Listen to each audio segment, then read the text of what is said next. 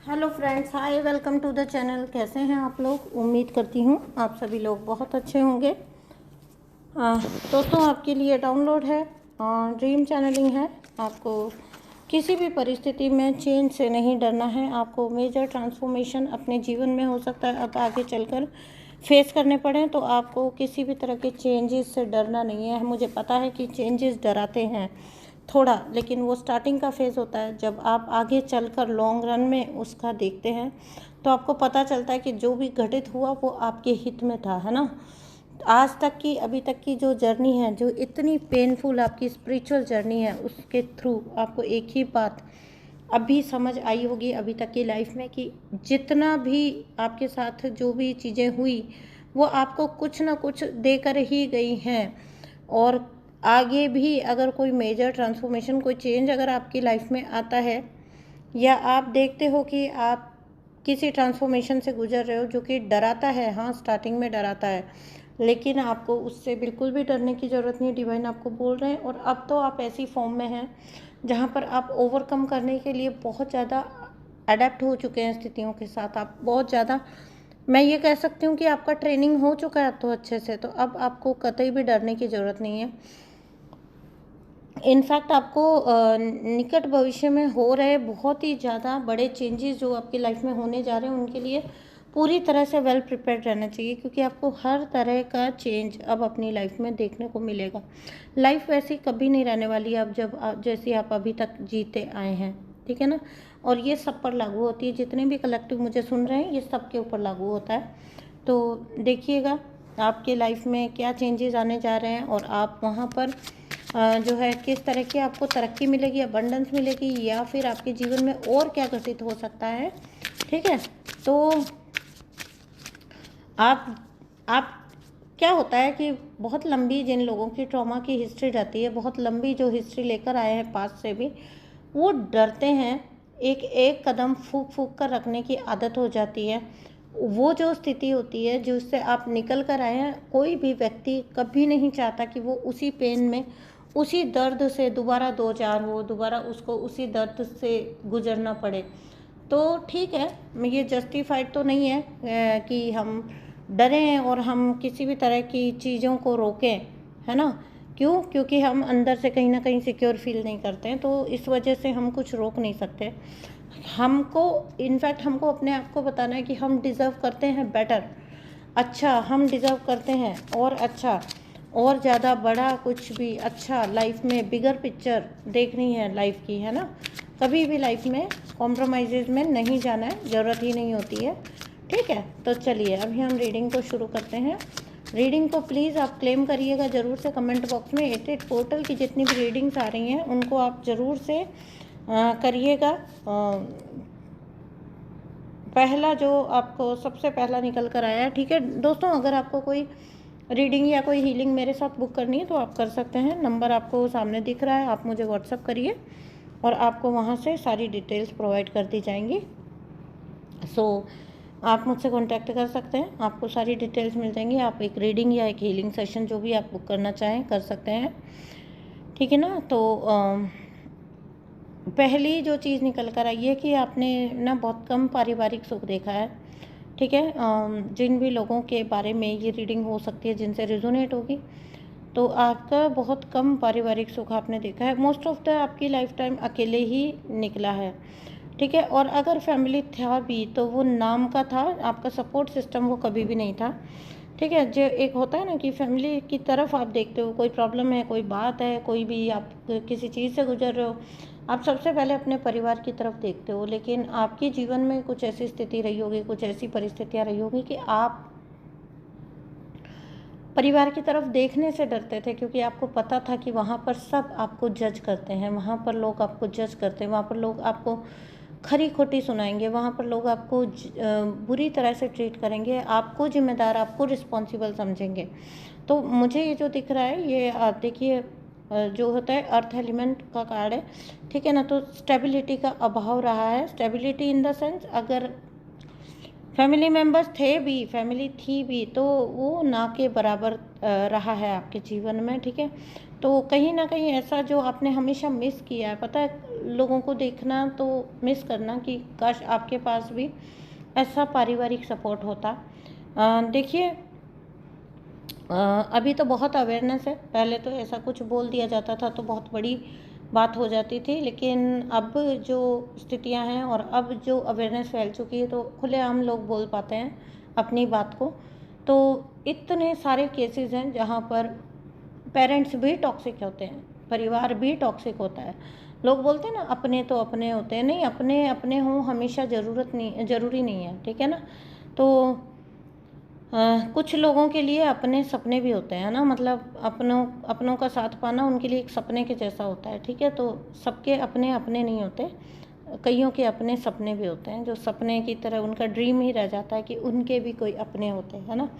आप उन्हीं लोगों में से हो जो, अभी ये कहने में कोई गुरेज नहीं है मुझे कि फैमिली मेम्बर अगर अच्छे नहीं हैं तो you should speak, you should at least, आप उनके बारे में गॉसिप मत करो, आप उनके बारे में जा के लोगों को नहीं बोलो, लेकिन अपने लिए जो कुछ भी आप बेटर कर सकते हो वो आपको करना चाहिए, है ना। हम क्या सोचते हैं कि अगर हम ये सबके साथ होता है, ठीक है।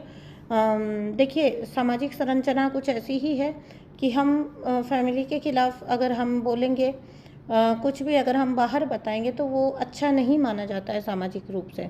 तो फैमिली को के बाहर जाकर आप कोई बात करेंगे तो सामने आपको हमेशा डर लगेगा कि दुनिया आपको जज करेगी कि तुम कैसे हो, तुम अपने ही परिवार के खिलाफ बोलते हो, चाहे परिवार किसी भी प्रकार का हो, लेकिन फिर भी ये उम्मीद की जाती है हर इंसान से कि वो अपने परिवार की बाउंड्रीज़ को मेंटेन रखे, ठीक है ना। लेकिन अगर वही माहौल जो है ना वो दम घोटू बन जाए ना किसी इंसान के लिए, और वहाँ कोई ऑप्शन ही ना बचे कि वो उस माहौल को छोड़े, निकले, भले ही वो स्पाउस हो, भले ही वो पेरेंटल होम हो, भले ही वो सिबलिंग्स हो, कोई भी हो भाई, जो आपको बिल्कुल प्योर हार्टेडली अपना ही नहीं पा रहे हैं, तो वो उनको आप अपनापन कैसे दिखा पाएंगे, ठीक है। उनके प्रति आप अपनापन कैसे दिखाएंगे। आप जितना अपनापन दिखाएंगे वो उतना ही आपको और ज़्यादा अपने से दूर छिटकाएंगे, अपने से ज़्यादा दूर बेचेंगे, ठीक है। तो यहाँ पर कुछ ऐसे लोग हो सकते हैं फैमिली मेम्बर जो ईर्ष्या के थ्रू थे, ठीक है। ईर्ष्या थी उनको आपसे किसी प्रकार की, हो सकता है बहुत एनर्जेटिक हो सकता है आप बहुत सुंदर हो सकता है आप बहुत ज़्यादा आपकी पोटेंशियल बहुत ज़्यादा हो, आप बहुत ज़्यादा इंटेलिजेंट हो, तो किसी भी प्रकार से तो आपके हो सकता है कि फैमिली मेम्बर्स जो कुछ फैमिली मेम्बर्स ऐसे रहे होंगे जो हैं ईर्ष्यालु प्रवृत्ति के रहे होंगे, और उन्होंने दूसरों को आपके खिलाफ प्रोग्राम किया। उन्होंने खुद अपने जितने स्टेप लिए वो तो जो है हिडन रखे, लेकिन दूसरों को आपके खिलाफ एक आर्मी तैयार की ऐसे लोगों ने, ठीक है। अब इनमें कोई भी हो सकता है। देखो, आप एक ऐसी एनर्जी में हो जहाँ पर आप, आई कैन से कि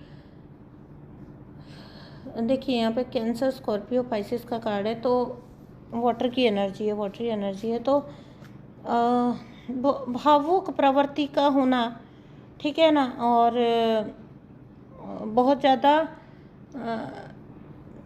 ऐसी एनर्जी मुझे लग रही है कि आप प्रैक्टिकली कभी डील ही नहीं कर पाए ऐसे लोगों के साथ, है ना। आपको हमेशा भावुक स्तर पर, इमोशनल लेवल पर आपको जो है ना ठगा गया है, ठीक है।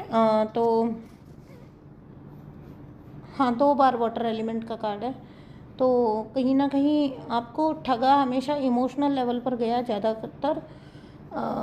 आप समझ ही नहीं पाए, बहुत पहले तो आप सोच ही नहीं पाए, क्योंकि सामाजिकता के चलते ना आपको लगा ये नॉर्मल है। आपने आसपास भी देखा है बहुत सारे, आप जिन लोगों की मैं बात कर रही हूँ आपने देखा है कि ऐसा होता है कि फैमिली में ऐसे फैमिलीज़ में ऐसा होता है, और लोग ना, बहुत एक अजीब सी बात है कि लोग ना टॉक्सिसिटी को नॉर्मलाइज करते हैं, है ना। फैमिलीज़ के अंदर लोग टॉक्सिसिटी को, टॉक्सिक नेचर को नॉर्मलाइज करते हैं।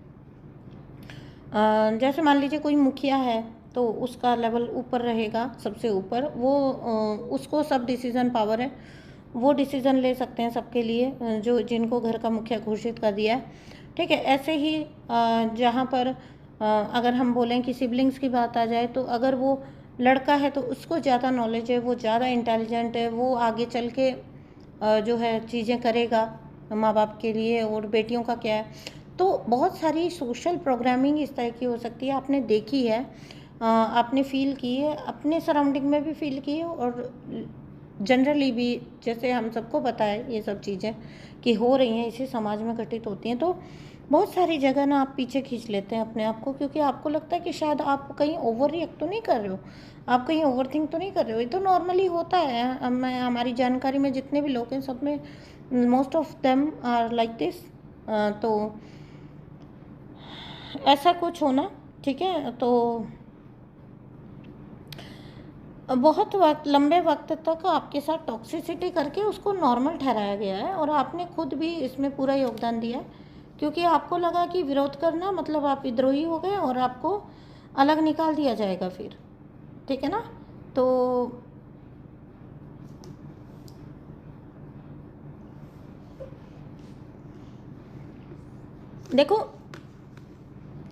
देखो क्या होता है कि अगर कोई किसी को तैयार कर रहा है किसी के खिलाफ, मान लीजिए कि आपके बारे में कोई किसी को तैयार कर रहा है, तो वो उस व्यक्ति को, ऐसा हो नहीं सकता अंदर से उसे पता नहीं है कि कौन सही है और कौन गलत है, या कहाँ पर चीज़ें ओवर द टॉप जा रही हैं, मतलब ज़्यादा हो रही हैं, तो हद से ज़्यादा हो रही हैं। तो ऐसी स्थिति में जो चुप रहने वाले व्यक्ति होते हैं, जो वो जो मेंबर्स होते हैं जो चुप रहने वाले होते हैं, वो भी इक्वली भागीदार होते हैं, ठीक है। तो यहाँ पर हम कहेंगे कि अगर किसी ने साथ भी दिया ऐसे लोगों का, तो वो भी इक्वली भागीदार है उस कर्मा के अंदर, है ना। तो आपको उतना ज़्यादा जो है, उतना ज़्यादा आपको विनम्र बनने की ज़रूरत थे ही नहीं जितने आप बने। बहुत ज़्यादा इतना सॉफ्ट आपको बनने की ज़रूरत थी नहीं जितने आप बन गए अपनी लाइफ में, है ना। तो कहीं ऐसा भी हुआ है आपके साथ कि आपको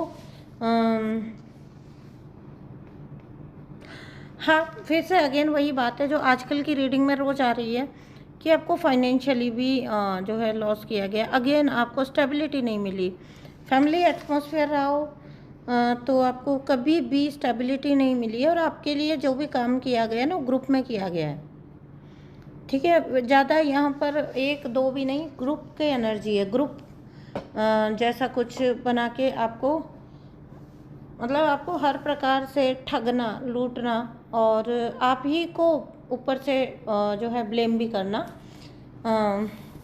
ये है। और ये किया गया किसी एक या दो ने ग्रुप बनाया है, जो कि उनकी पर्सनल आपसे ईर्ष्या, जो ग्रजेस हैं पर्सनल जो थे उनको आपसे ईर्ष्या, उसकी वजह से ये ग्रुप बनाए गए आपके लिए, ठीक है। अगर किसी को भी एनर्जी अटैक फील होते हैं, ठीक है, और आप रीडिंग बुक करना चाहते हैं, आप रीडिंग से पूरी क्लैरिटी ले सकते हैं। रीडिंग बुक करिए और आप क्लैरिटी लीजिए अपनी स्थिति के ऊपर, क्योंकि आप जिंदगियां नहीं काट सकते हो ऐसे, है ना। एनर्जी अटैक हो रहे हैं और आप उन चीज़ों को जो है उनसे जूझ रहे हो, ठीक है। जूझने से अच्छा होता है कि आप उस चीज़ को एक्सेप्ट करके उसको सॉल्व करने की कोशिश करो। आधा वक्त तो हम इसी में निकाल देते हैं कि हम ये विश्वास ही नहीं कर रहे होते कि सो एंड सो इंसान मेरे साथ ऐसा कर सकता है या मेरे ऊपर ऐसा कर सकता है, ठीक है। तो कभी ऐसा देखना, अगर आप प्रे करके सोएंगे तो कोई ना कोई मैसेज आपको ड्रीम के थ्रू दे देंगे यूनिवर्स। जो भी लोग आपके ऊपर मैजिक डालते हैं, जो भी लोग आपके लिए चीज़ें करवाते हैं, कोई क्रियाक्रम करवा रहे हैं, है ना, वो आपको कोई ना कोई इशारा डेफिनेटली यूनिवर्स दे देंगे, ठीक है। मेरे वक्त पर मुझे भी दे दिया, आपके वक्त पर आपको भी दे देंगे। ऐसा होता नहीं है, अगर आप मांगे तो आपको डिवाइन हेल्प मिलती ही मिलती है। आपको बहुत सारी चीज़ें बहुत सारे लोगों के सामने रिवील नहीं करना है, whether it is your financial status, okay, और रिलेशनशिप स्टेटस, कोई भी आपका जो करंट स्टेटस है वो आपको कहीं पर भी बहुत ज़्यादा ओवरली शेयर नहीं करना है, ठीक है। हम सबको पता होता है कि कौन लोग हमारे शुभचिंतक हैं और कौन नहीं है, तो ज़रूरी से जाकर किसी को बोलना, this is not, I don't think it's a right approach ना। जो लोग हमसे, हमें पता भी है कि अंदर से जेलस होते हैं, हमें पता भी कि अंदर से वही लोग हैं जो कर रहे हैं आपके लिए चीज़ें, और फिर उन्हीं को जाके अगर आप शेयर कर देते हो तो ये तो हम खुद से इनवाइट कर रहे हैं अपने ऊपर। और एक बात और बताती हूँ गाइस, ये जो करने कराने वाले होते हैं ये कोई दूसरा नहीं होता, कोई बाहर का नहीं होता, ये अपने ही करते हैं, फैमिली का नाम सुन के हम ट्रिगर हो जाते हैं कि भाई नहीं, मेरी फैमिली ऐसी थोड़ी ना हो सकती है, ये तो मेरे अपने हैं, ये मेरे ऊपर थोड़ी ऐसा करेंगे। आप मुझे ये बताओ, किसी दूसरे को आपके ऊपर करके क्या मिल जाएगा? आपके ऊपर वही लोग करते हैं जो आपके सबसे क्लोज होते हैं, और जिनको आपको नुकसान पहुंचाने से या तो आपसे सबसे ज़्यादा क्लोज होते हैं, या फिर आपने उनको छोड़ दिया, कुछ रियलाइजेशनों की वजह से आपने उनको छोड़ दिया और अब वो ग्रज पाल के आपके प्रति बैठे हैं। और होते हैं लोग ऐसे जो सोचते हैं कि अब वो आपको बर्बाद कर देंगे। हाउ डेयर यू, तुम्हारी हिम्मत कैसे हुई, मुझे तुमने निकाल दिया अपनी ज़िंदगी से, मेरा तो हक बनता था, मैं तो लिखा के लेके आया था कि तुम कमाओगे और मैं खाऊंगा, है ना? तुम मुझे कैसे पहचान गई, अब तुमने मुझे कैसे जाने निकलने को बोला, तो अब मैं तुम्हें मज़ा चखा के रहूँगा। ऐसे लोग भी होते हैं इसी दुनिया में, ठीक है? तो कोई और कहीं पर बैठा हुआ है, वो आपके ऊपर थोड़ी ना करेगा, है ना? कोई और थोड़ी करेगा। हम बोलते हैं मेरे अपने, तो अपने ही तो चोट करते हैं। इस दुनिया में सबसे ज़्यादा चोट आपके अपने बनकर ही पहुंचाते हैं लोग, ठीक है? आपके अपने बनेंगे वो, अगर उनको आपकी लाइफ में घुसना है ना, या तो वो आप जन्म से लेकर आए हो ऐसे रिश्ते जो कि आपको आपसे जेलस होंगे, या आपकी बाधा, आपकी रुकावटें डालने की कोशिश करेंगे, या तो आप पैदाइशी लेकर आए हो, और या फिर आप अब जो है अट्रैक्ट कर लोगे ऐसे लोगों को जो लोग आपको as a personal property treat करेंगे, ठीक है? अगर आपने उनको अपना फ़ायदा नहीं उठाने दिया तो वो आपकी ज़िंदगी को तहस नहस करने की इंटेंशन रखेंगे। तो मतलब कहने का मतलब क्या बोलो ऐसे लोगों को जिनकी सोच इतनी घटिया स्तर की होती है कि हम किसी को, अगर हमें खाने को नहीं मिल रहा है ना, तो हम बर्बाद कर देंगे, अब हम तुमको मज़ा चखाएंगे, अब हम तुमको बर्बाद करेंगे। ऐसे लोग हाथ धोकर पीछे पड़ जाते हैं दूसरे इंसान के। वो नहीं समझते कि वो अपने लिए क्या कर रहे हैं क्रिएट, वो समझ ही नहीं पाते। उनकी समझ से बाहर की बात होती है ये कि वो अपने लिए क्या बना रहे हैं, ठीक है? अपने लिए क्या चीज़ कर रहे हैं।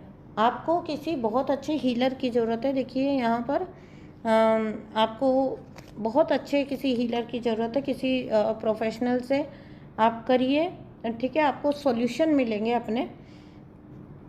यहाँ पर ना सेपरेशन की भी एनर्जी है, आपको कहीं से आपको सेपरेट भी किया गया है, ठीक है? अगर आपकी फैमिली के द्वारा चीज़ें हुई हैं तो फिर आपको, या फिर उनकी फैमिली के द्वारा चीज़ें हुई हैं तो आप लोगों को सेपरेट भी किया गया है, सेपरेशन लाया गया आप लोगों के बीच में।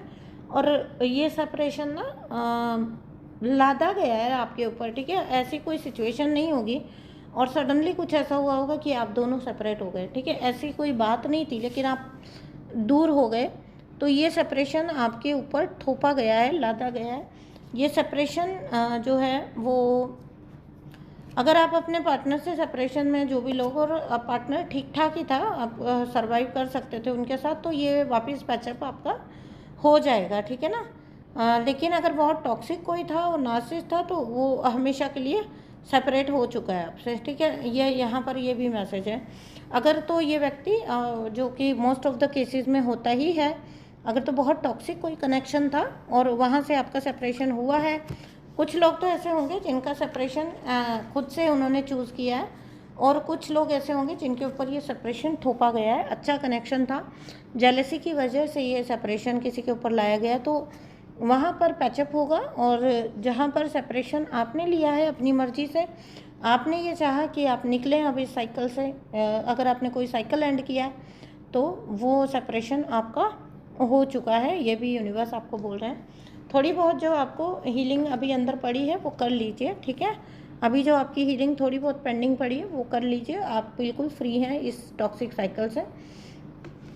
अगर तो आपने चूज़ किया है इस साइकिल को एंड करना, तो यूनिवर्स आपको अप्रूव कर दिया है, आपको ये वाला जो अर्जी मंजूर हो गई है आपकी, ये सेपरेशन आपका परमानेंट हो चुका है, ठीक है ना? हाँ, देखिए डिवाइन टाइम का कार्ड है, डिवाइन टाइमिंग आपकी है। ये आपका डिवाइन टाइमिंग ही चल रहा है। जो मैंने फर्स्ट सबसे जैसे ही मैंने रीडिंग स्टार्ट करी थी, मैंने एक बात बोली थी ना आपको, इसको डिवाइन टाइम को क्लेम कर लीजिए अपनी रीडिंग सुनते सुनते। प्लीज़ नीचे लिख कर जाइए divine time, I invite my divine time, I accept my divine time. मैं अपने डिवाइन टाइम के लिए पूरी तरह से रेडी हूँ, है ना? I am in the receiving mode, ये मैंने कल भी आपको अफर्मेशन दी थी। I am in the receiving mode, मैं रिसीव करने के लिए राजी हूँ। I am ready to receive. बोलते रहिए, बोलते रहिए, बोलते रहिए। आपकी लाइफ में बहुत अच्छे चेंजेस आएंगे, बहुत बड़े वाले चेंजेस आने जा रहे हैं। तो डिवाइन टाइम को ज़रूर क्लेम कर लेना नीचे कमेंट बॉक्स में। और आपको अब मुझे लग रहा है कि आपके टेंशन्स जो है ना वो तो लगभग ख़त्म हो चुके हैं। जिन भी चीज़ों का आपको स्ट्रेस रहता था, हाँ आपके ऊपर अभी एनर्जी अटैक्स का असर है, जो कि धीरे धीरे देखिए जाता जाता ही जाएगा। और कभी भी अगर कोई आपके ऊपर नेगेटिव कम डालता है कुछ भी, तो मैं ये तो कह नहीं सकती हूँ कि मैं आपको बहलाने के लिए बोल दूँ कि किसी भी तरह का आपके ऊपर कोई असर नहीं होगा, लेकिन लॉन्ग रन में वो असरकारक नहीं होते हैं, ठीक है ना। थोड़ा सा वो आपको अफेक्ट करेंगे।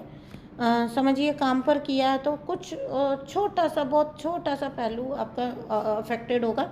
अदरवाइज ना जिसको जो सोच के डाला जाता है आपके ऊपर नेगेटिव अटैक, वो नहीं होगा। कोई चाहता है ना आप उसकी जी हुजूरी करो, ठीक है। अब यार ये ना मतलब कोई किसी से उसकी लाइफ का सेक्रीफाइस मांगे तो ये कैसे पॉसिबल होगा। आप खुद ही सोच के देखिए ना, इंटेंट क्या होता है। जब कोई कुछ ब्लैक मैजिक वगैरह करता है, उसके पीछे इंटेंट प्योर तो होता नहीं है ना, प्योर तो होता नहीं है इंटेंट, ठीक है। मैं तो स्पेल भी बोलती हूँ, स्पेल भी नहीं करने चाहिए। ये जो सीख लेते हैं ना आजकल, ये जो भरमार भरी पड़ी है स्पेल्स की, ये कर लो वो कर लो वो कर लो, नहीं। किसी को ज़बरदस्ती क्यों बुलाना है अपनी तरफ, किसी को ज़बरदस्ती अपनी तरफ क्यों खींचना है ना। तो कभी भी जब आप कोई ऐसा काम होता है, जो भी लोग ऐसा काम करते हैं, ब्लैक मैजिक करते हैं या स्पेल करते हैं या कुछ भी करते हैं, ये ना कुदरत के विरुद्ध जाके काम करते हैं। जो काम आपने कुदरत के विरुद्ध काम कर दिया जाकर, ठीक है, आपने आकर्षित कर ली वो चीज़ अपनी तरफ, ठीक है। चाहे वो इंसान है, व्यक्ति है, चाहे किसी का लॉस करवाना है आपको, चाहे किसी की बर्बादी करवानी है आपको, हो जाती है, लोग करवाते भी हैं इसी दुनिया में, ठीक है।